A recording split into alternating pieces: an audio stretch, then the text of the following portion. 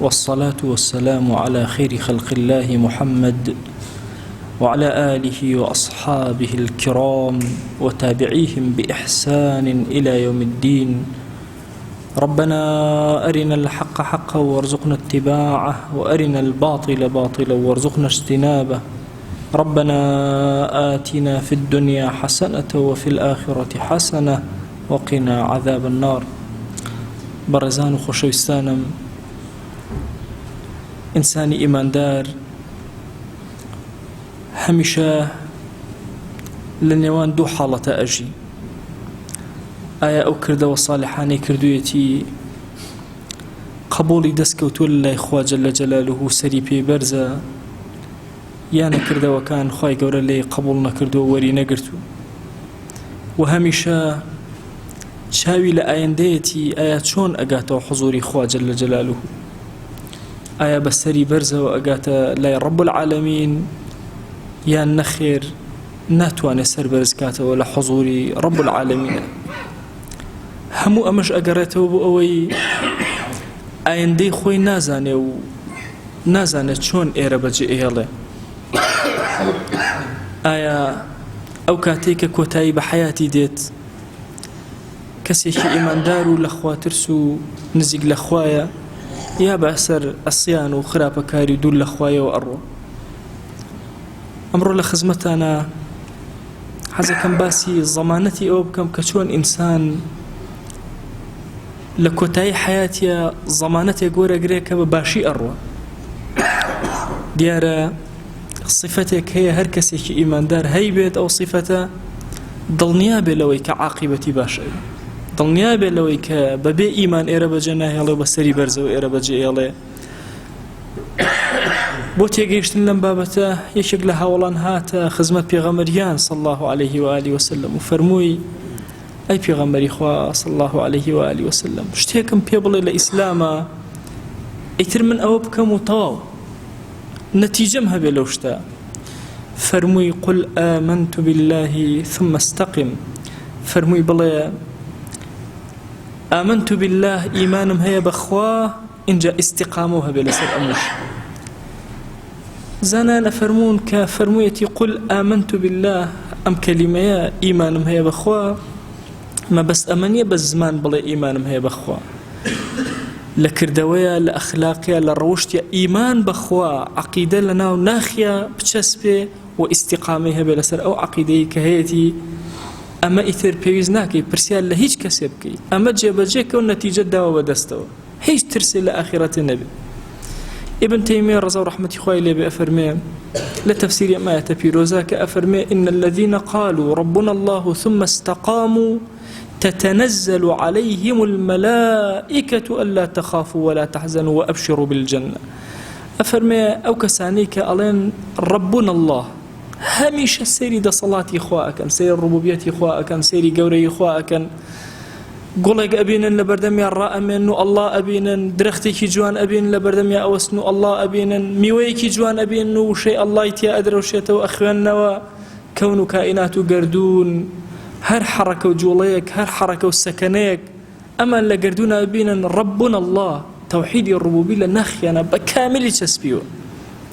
طبعا یەکێک لەو شتانەی کە ئینسانی موسڵمان زۆر چێژی لێ وەرەگرێ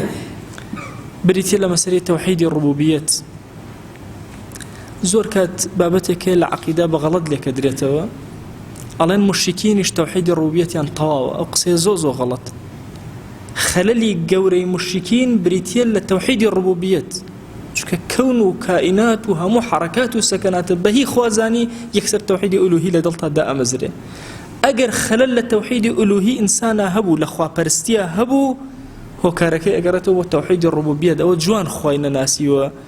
بۆیە هەڵەوکەم و کوڕیەکەوێتە تاعات و عەبدایەتیەوە. لە هەندێک جزئیاتی بچووکە کافرانیش دەستەوسان ئەبن، مەجبورن ئەتراف بە تەوحیدی ڕوبوبیەت بکەن. بنمونە ئێمە هەندێک قەضایا هەیە لە ئیسلامە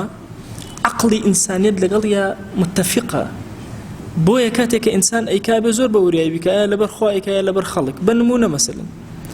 دزی نەکردن، فکرەیەک نییە لەسەر زەویە، ئاین و ئایدیایەک نییە لەسەر زەویە بڵێ دزی باش، هەر هەمووی ئەڵێ خراپە و ئیسلامیش ئەڵێ خراپە. بۆیە کە ئینسان دزی ناکات و ئەگەڕێتە دواوە ئایا نیەتەکەی ساغ لەبەر ڕەب العالەمینە یا لەبەر عورفە. بۆیە مشرکینیش حتا کافرەکانیش یەهود نەسارا مەجووس هەر کەس بێنی لەم خاڵە لەگەڵ تۆیان متتەفیقە لە مەسەلەی ڕووبیەتیشە ئەو هەیە. کێ باران ئەبارێنێ؟ بۆ کافرێکێ بتوانە بڵێ من؟ کێ گیایە ئەڕوێنێ؟ بۆ کەسێکێ لەسەر زەویە بڵێ غەیری خوا؟ بۆیە ئەو مەسائلانە عەقڵی ئینسان اتفاقی هەیە لەگەڵ ئیسلامە. یان مەسەلەن ڕۆح دانەبەر هەموو کەون و کائینات کۆکەرەوە پرسیاری ڕۆحی لێ بکە، ئەرێ ئەم شتە ئەم مێرو لە بچووکە کێ ڕۆحی تێئەکا؟ شتێک هەیە غەیری خوا، هەمووی اعترافەکە کە خوایە جەل جەلالو. بۆیە كاتك أفرمي إن الذين قالوا ربنا الله ثم استقاموا توحيد الربوبية لناخيانا تسبيه همو قردون همو حركة وسكنة بس بهي خوايان زاني إن جاء استقاميان هبو لسر أما همو لحظة خوايان أبيني همو لحظة لخزمتي خوايا جل جلاله. كتابكم خيان دوا كسيك لسجنها نسيوتي الله السيرة بلامة وكخلق أليان خوا نابين دري من همو شركيك أي بينم من ألم لشركة كم تريش همو لحظات هزار بكرة بارشة لحظة شركيك تو خويتي أبيني لهمو شتيك أو شيء الله أدري وشيته. بويا أو كسانيك أم توحيدا لنا خيانة أتشسبه استقامان هي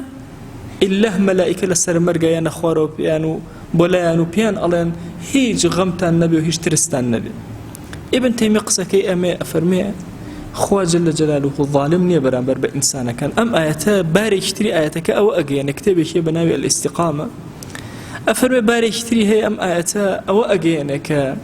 هركز استقامي هبو نتيجة باشا هركز بردوام بو لسر خواناسي طاعت دينداري أهل مزقود بو إلا نتيجة باش أدا بدستوى عاقبتي بخير أروا. أفرمي تتنزل عليهم الملائكة ألا تخافوا ولا تحزنوا ملائكة نخوارو بيتا بسريا نترسي غم نخوي يقزر وأبشروا بالجنة التي كنتم توعدون. بويا كسي إيمان دل سر مرقى زور آسودية شكو بتشاوي سر ملائكان أبيني كتشريف يعني نخوارو مجدي أدنى مجدى وأبشروا بالجنة التي كنتم توعدون مجدتان لێبێ بەو بەهەشتەی کە پێشتر وعدتان پێدرابوو وا ئێستا هاتەدی. نحن ئەولیاؤکم مەلائیکە لەو کاتایی تر بە چاوی سەر کە مەلائیکە ئەبینە سەری سوڕ ئەمێنێ مەلائیکە بۆی هێوریکەنەوە پێ ئەڵێن نحن ئەولیاؤکم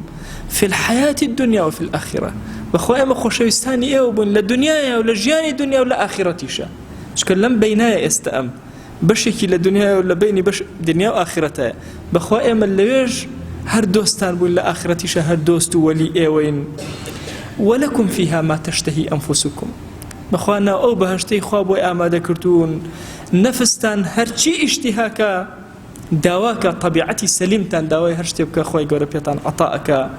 ولكم فيها ما تدعون هرچيتان ايبوتان آمادة كراوا نكهر أما نزلا من غفور الرحيم. أجر دسال بباوكت نبيني بي بلن وا باوك يبو مالتان وسفريكي وبرازين رو شوني بو ارازينيت اگر كركات دسال بلا سجن بي ون بو بي كز نزاني اسالي كوي استبلن وا قرايه وتو سفري بو ارازينيتو شي بو اكي روحي خوتي بو خيت السر نا والله اگر بلن بهري شكل ايما وبلال حبشي بان بيرجكي بيغمرجان صلى الله عليه وآله وسلم أبتا ميوان تشيبو تقديم أكي بخوا أتوي الروح ودل داني لبينايا أقر بلين وأبو بكر الصديق رضي رحمة خوي لبي يتمالتان تشيبو أكي أقر بلين بيغمبري خوا صلى الله عليه وآله وسلم يتمالتان توشي أكي تو چند خود مانو أكي خوا يقول أم عبد أمنا قناهي كردو برزي كردو تو خوا عفوي كردو نزلا من غفور إنجا أمهم سر بيتشي كردو أو رحمي بيكردو رحيم ورا السفرية برازينته بو أم عبد بتوني برازينته والله لم كاتم ملائكة أم مجدي أدن بتو تو أبيت ميواني خوا جل جلاله ميواني كي ما ترسى غم مخو كرة ميواني غفور رحيمي میوانی خوایەکی کە زۆر بەخشندەیە. والله ئینسان چەند گوناهی کردبێ لەو کاتە کە گوێ لەم کەلیماتە ئەبێ نوزولا من غەفور ڕەحیم، دڵەکەی تەواو ئارامە بێتەوە. کاتێک گوێ لە وشەی غەفور و ڕەحیم ئەبێ یەک زەڕە غەمی نامێنێ. غەمی چی بخۆی؟ خەفەت بۆ چی بخۆی؟ تۆ ئەبیتە میوانی خوا جەل جەلالوه، وەرە مەلائیکەی صادقی خوا، جوندی خوا، لا يعصون الله ما ئەمەڕەهم، لەسەر مەرگە لەسەر جێگە ڕاکشاویت و کۆتایی ژیانتە لە حەڵاتی ئەخیرتە ئەم موژدانەوە پێ بدرێ، ئەبێ بە چ کەیفێکەوە ئێرە بەجێ بهێڵی. بۆیە ئەو کەسێک کە ئیستیقامەی هەبێ لەسەر دین و دینداری و خواناسی، نەتیجەکەی ئاوا بە چاوی سەر ئەو مەلائیکانە ئەبین. بۆیە لە مێژووە زۆر کە دەبینی پیاو باشێک لە حەڵاتێ پێش مردنی هەواڵی مردنی خۆی داوە، یان چەند وەختێکی زۆرتریش پێش مردنی خۆی هەواڵی مردنی خۆی داوە. مامۆستا عەبدولکەریم مدەڕیزە فەرمێ مامۆستا مەلابەها کاتێک کە وەفاتی کرد ئاویشی بۆ خۆی گەرم کردبوو، کفنەکەشی حازر کردبوو. فەرمووی کۆتا ختممە تەواوی ئەەکەم لە ناو قەبرەکەمە، قەبریشی بۆ خۆی هەڵکەندبوو. ئەفەرمی خوا حافیزیشی لە خەڵک کرد نوێژی بەیانی بۆ کاتی چێشتەنگا وەفاتی کرد. بۆیە پیاوە ساڵحە گەورەکان کە ئیستیقامیان ئەبێ بە چاوی سەر شتانێک ئەبینن ئێستا عەقڵی ئێمە دەرکی ناکە. ئومێ دەکەم خوای گەورە ئیستیقامان پێ بەخشێ تا بگەینە ئاستێکی وەها ئەم شتانە بە چاوی سەری خۆمان ببین. ئاەتێکی تر خوای گەورە فەزلی ئیستیقامە بۆ ئێمە باسەکات.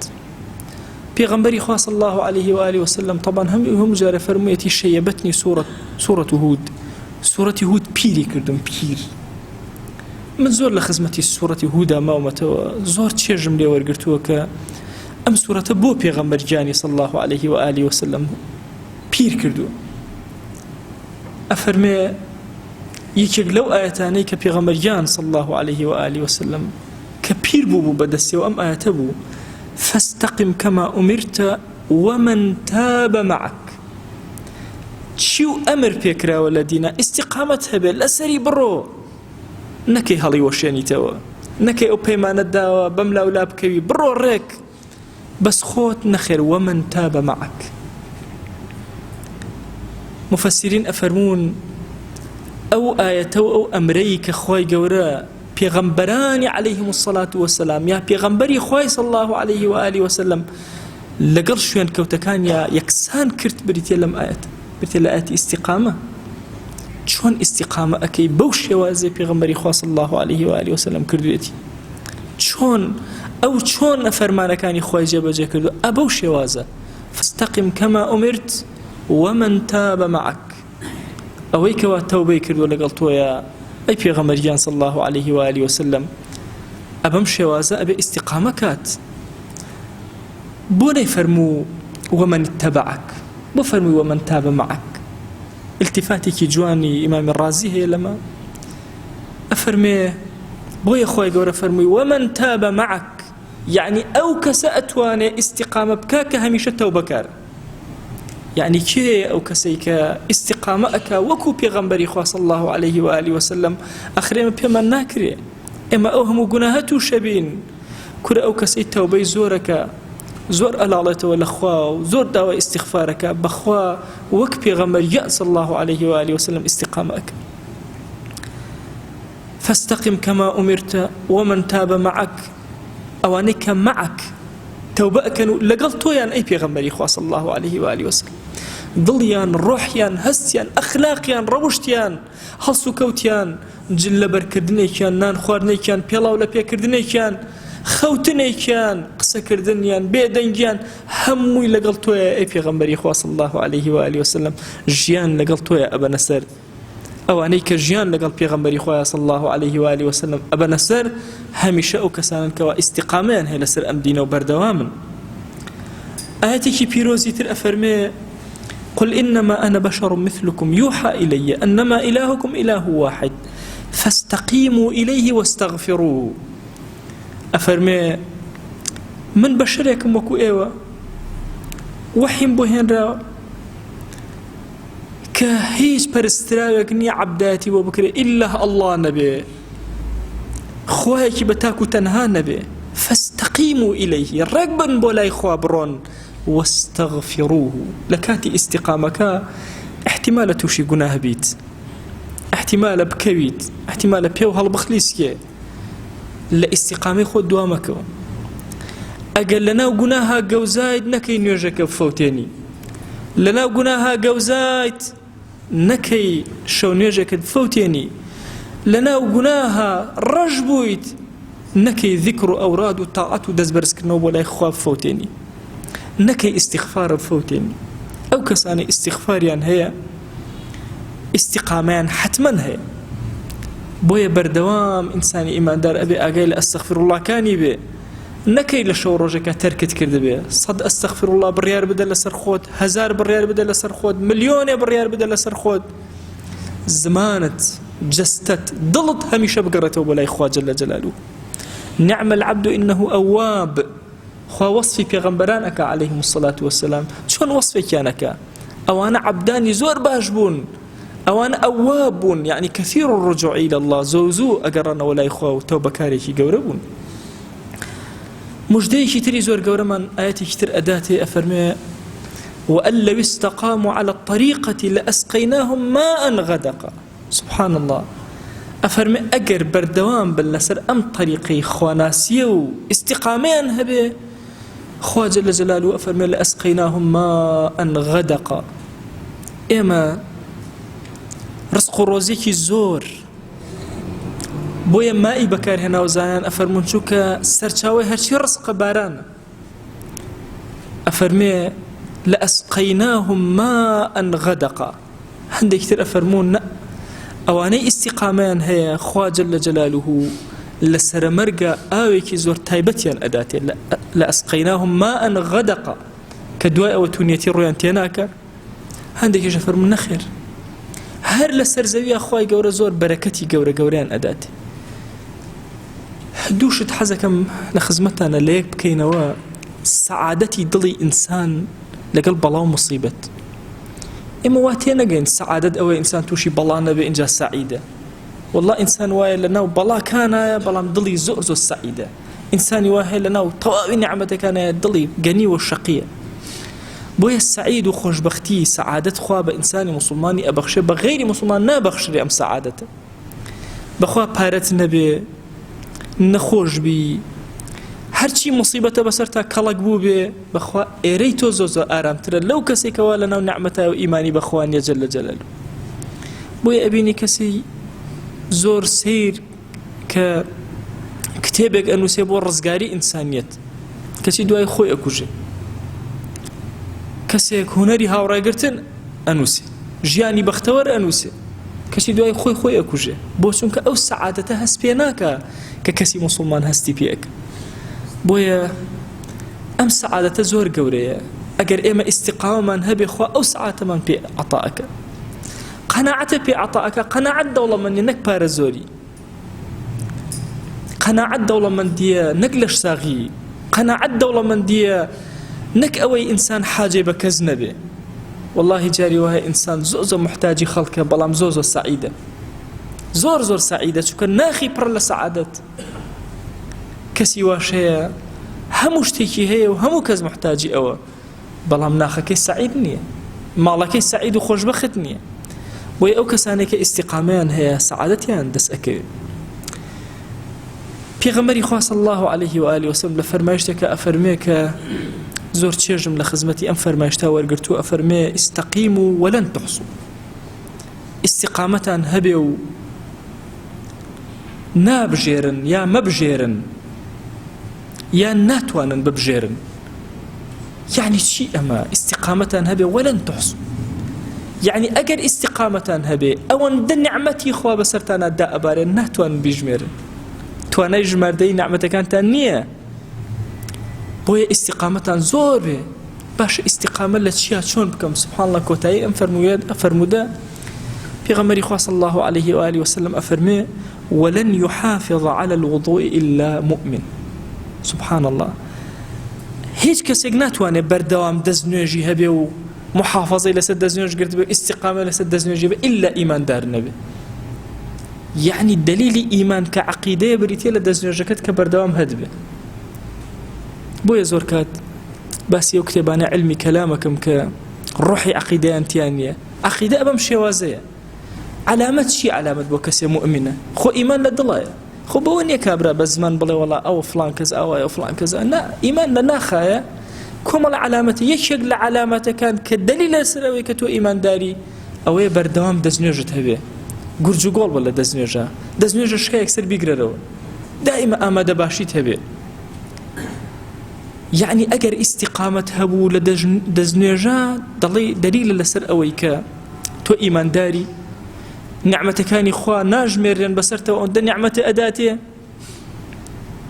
ئەلێرەوە ئێمە دەواازەیەکمان بۆ ئەکرێتەوە ئەکرێ هەر کەسێکمان لە کۆمەڵێش تا ئیستیقامەی بوو بێ و لە کۆمەڵێکیشان نەیبوو بێ ئەبێ هەوڵ بین ئەوانەی ئیستیقاممان هەبووە دەواممان هەبێت چونکە جاری وایە ئینسان دارێک ئەنێژێت چەند ساڵ بە دیارەوە دائنیشی هەتاوەکو بەرئەگرێ ناکرێت کاتی بەرگرتنەکە بیسووتێنێ بەردەوام بە لەسەری لە چیشە ئیستیقامەت نەبوو ئیستیقامە پەیاک جارێک لە مزگەوتی شێخ عەزەدین ئەو کاتە لە قاتی سەرەوە نوێژمان ئەکرد پیاوێکی زۆر پیر هەبوو زۆر بە زەحمەت بە قادر مەکانە سەرەکەوت بەڵام هەر ئەهات نوێژی بەیانیانیش ئەهات پشتی چەما بووە زۆر بە زەحمەت دووسێ جا لەسەر قادر مەکان فەقیرە دائنیشت اینجا ئەگەیشتە سەرەوە قادر مەکان زۆر بوون تەشریفی هەموو جارێک ئەهێنا ڕۆژێک پێکەوە دانیشتە بووین باسی ئەومانە کرد کە ئینسان لە ژیانە لە ئیستیقامە لە چیا بێ پێکەنینێکی زۆر جوانی کرد قسەیەکی زۆر گەورە تیماوەسا من بە حەیاتی شتێک کە دڵم پێی خۆش بێ لای خوا بە حەیاتی نوێژی بەیانیم نەکردو لە ڕووناکی منیش ئەو کاتە بیرم ئەکردەوە هەموو جارێ ئەموو بۆیە بە قادر مەکانە ناتوانێت سەرکەوێ ئەوەندە کۆڵێکی گەورەی جوانی کۆ کردێتەوە بۆ قیامەتی زۆر بە زەحمەت دەتوانێت سەرکەوێ چەندین وچانی بۆ ئەدا و ئیسراحەتی ئەکرد لە ڕێشەکە هات چەند وچانی ئەدا وەرە تۆ ئاوا سەرە بەرز بێ لە بەردەم خۆیان شتێکت هەبێ سەری پێ بەرزکەی ئەمە ئیستیقامە ئێمە ئێستا لە مانگی پیرۆزی ڕەمەزانن هەموومان شتێکی زۆرمان کۆ کردوێتەوە پێویستمان بە ئیستیغفارە بۆ ئیستیقامە پێویستمان بە کۆمەڵە عیبادەتە ئیتر لە ئێسەوە ئولفەتی پێوە بگرین هەتا ئەو ڕۆژێ ئەمرین تا پیرە بین ئیستیقامەمان لەگەڵیا هەبێ بەردەوام بین لەسەری وازی لێ نەهێنین ئولفەتمان گر بە نوێژی جەماعەتەوە الحەمدولله ئیستیقامە بکەین لەسەری ئولفەتمان گر بە سوننەتەکانەوە ئیستیقامە بکەین لەسەری ئولفەتمان گر بە ذیکر و ئەورادەوە ئیستیقامە بکەین لەسەری ئولفەتمان گر بە دوعاوە ئیستیقامە بکەین لەسەری یەکێک لەو کاتانەی کە دوعا زۆر تیایە گیرە ئەبێ دوای نوێژە فەرزەکانە بەداخەوە ئەڵێمە دوای نوێژە فەرزەکان زۆر کات کەس دەرز بەرز ناکاتەوە بۆ دوعا هەنە فیکرەی غەڵەت و هەڵا لە سەحوەی ئیسلامیە سەری هەڵدا کۆمەڵی خەڵک بەبێ عیلم وەڵا ئەمە بیدعەتە بەبێ ئاگاداری بێ ئاگا لەوەی کە یەکێکە لە سونەتە زۆر گەورەکان و یەکێکە لەو مەوقعانەی کە دوعاتیە زۆ گیرە ئەبێ دوو کات پێغەمبەری خوا صلی الله عليه و آله وسلم زۆر باسی کردووە شەوی تاریکە بۆ دوعا دوای نوێژە فەرزەکانە بۆ دوعا ئەم دوانە لە ئاستی یەکەن کە دوعاتیانە گیرە ئەبێ پێغەمبەری خوا صلی الله عليه و آله وسلم پرسیاری لەکە ئەی دوعای ئەسمع کام دوعایە زۆر لای خوا بیسترا و گیرایە فەرمووی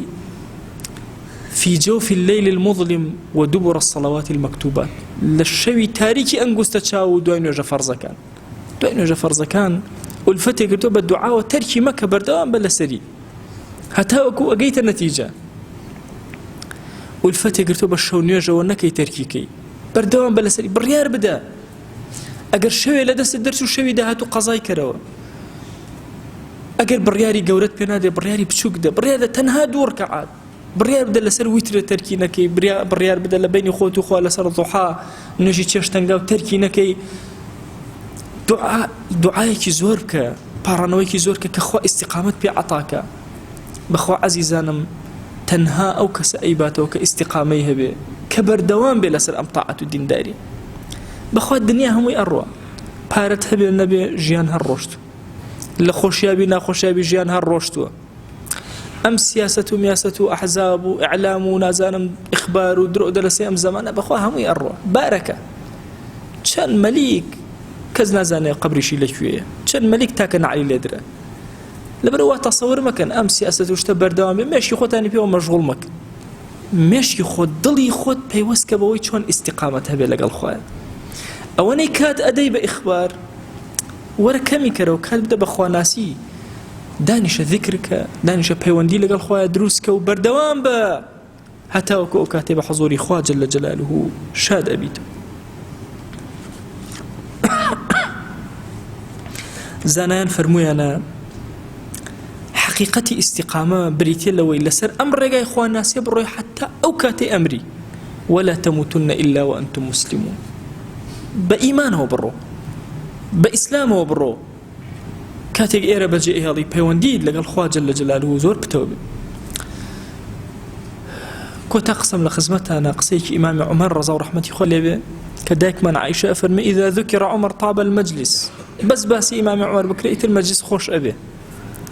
ئیمامی عومەر ڕەزا و ڕەحمەتی خۆی لێبێ باسی ئیستیقامان بۆ ئەکا، ئەفەرمێ ئیستیقامە بریتێ لە چی؟ ئەن تەستەقیمە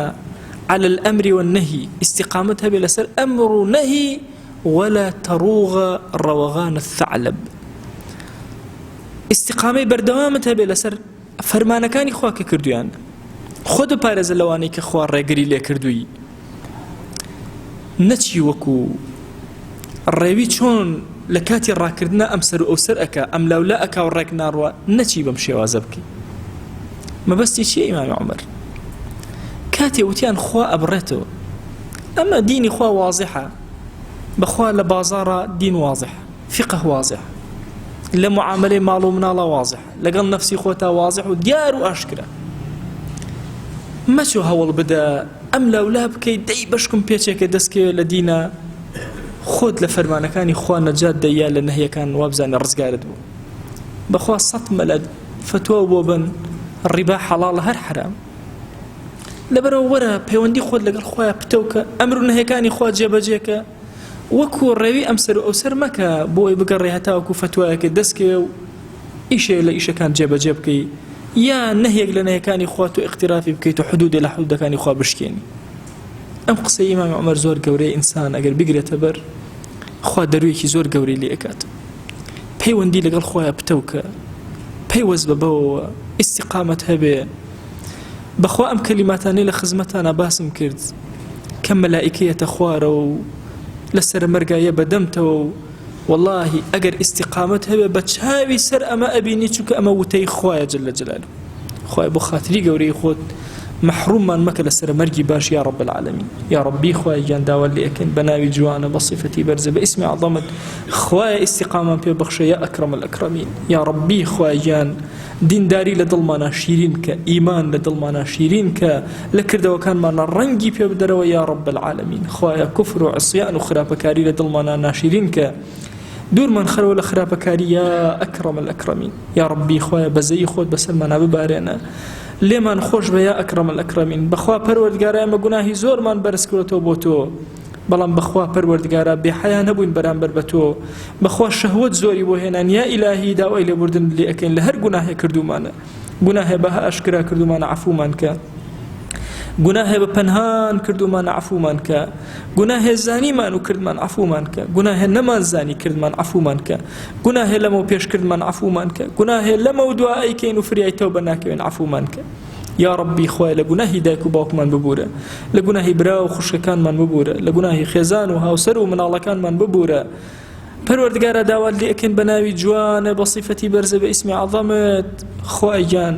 لە گوناهی هەر کەسێک ڕۆژە لە ڕۆژان ئێمەی ناسی و لەبەر تۆ ئێمەی خۆشویست و خوای لە گوناهی ببورە یا ئەکرەم الئەکرەمین. یا ربی خوای داوات لێ ئەکەین لە گوناهی دراوسێمان ببورە، هەر کەس مافی بەسەرمان لە گوناهی ببورە،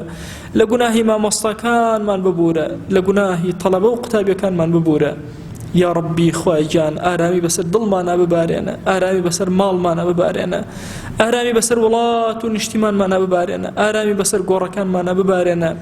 تو گەورەی خۆت خوایە، هەر کەسێک هەڵە و تاوان و کەم و کوڕێکی کردو ئێستا لە گۆڕەکەیە چاوەڕێی دوعایەکی ئێمە و لطفێکی مسلمانانە خوای ئێمە لەم مزگەوتەوە دەستی زەلیلی بۆ تۆ بەرزەکەینەوە خوای لە گوناهی هەمویان ببورە یا ڕەبی خوای گیان ئەم مانگەمانگی ڕەحمەت و بەرەکەت و میهرەبانیە خوای ڕەحمەت و بەرەکەتی خۆت بەسەر گۆڕەکانە ببارێنە یا ڕەبی خوای داوا لێ ئەکەین لە شەهیدەکانی هەڵەبجە ببورە یا ڕەبی خوای داوا لێ ئەکەین بە گەورەی خۆت خوایە ئارامی بەسەر گۆڕستانی ئەم شارە ببارێنە یا ڕەبی خوای گیان ئارامی بەسەر ئومەتی پێغەمبەری خوایە صلی الله عليه و آله وسلم ببارێنە خوای هیدایەتی گەنجەکانمان بدە عاقبەتی پیرەکانمان بەخێر بگێڕە خوای گیان داوات لێ ئەکەین ئەم وڵات و نیشتیمانەی ئێمە وەچەکانمان لە فتنە و فەسادی یەهود و نەسارا و مەجووس بپارێزە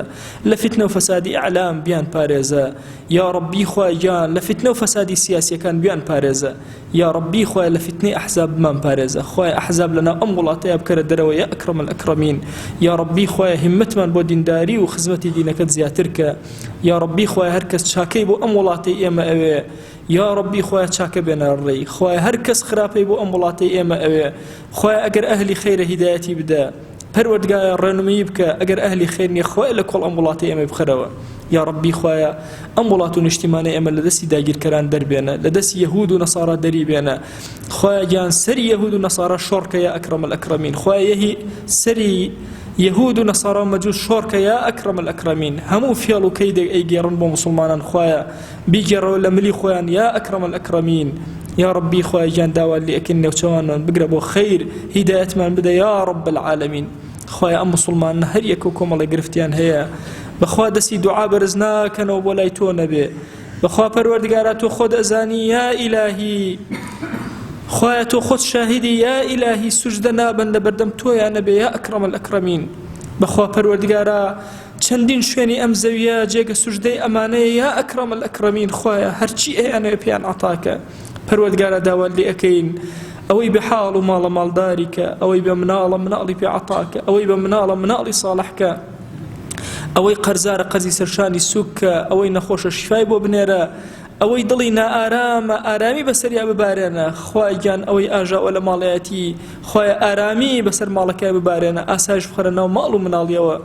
یا ڕەبی خوای گیان داوا لێ ئەکەین بە گەورەی خۆت بە ڕەحمی خۆت بە کەڕەمی خۆت ڕزقی بازاڕەکانمان زیاد کە ڕزقی فەلاحەکانمان زیاد کە زەوی ئەم وڵات و نیشتیمانەی ئێمە پڕبەرەکەت کە یا ڕەبی خوای گیان زەوی ئەم وڵاتەی ئێمە بەرەکاتی ئاسمان و زەوی بەسەریا ببارێنە کانیاوەکانمان هەڵخوڵاوکە بیرەکانمان پڕئاوکە یا ڕەبی خوای گیان ڕەحمەتی خۆت بەسەر بازاڕەکانمانە ببارێنە تو گەورەی خۆت ئەوەندە حەڵالمان بدەرێ محتاجی حەرام نەبین خوای بەرەکەت بەسەر ئەم شارەیە ببارێنە خوای بەرەکەت بەسەرمانە ببارێنە بەرەکەت بەسەر ئەم وڵات و نیشتیمانە ببارێنە یا ڕەبی خوایە نەخۆشی و دەرد و بەڵاو مصیبەتێک کافران و بێدین ئەی خەنە ئەم وڵات و نیشتیمانەوە خوای لەمانی دوور خەرەوە یا ڕەب العالەمین یا ڕەبی خوای گیان میوەکانمان پڕبەرەکەت کە یا ڕەبی خوای زەرعاتەکانمان پڕبەرەکەت کە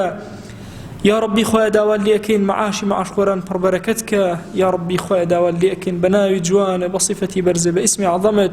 ئەم دوعانەمان قبول کە یا ئەکرەم الئەکرەمین خوای ئەم دوعانەمان قبول کە یا ئەکرەم الئەکرەمین یا ڕەبی خوای گیان لەم مەجلیس و مزگەوتەوە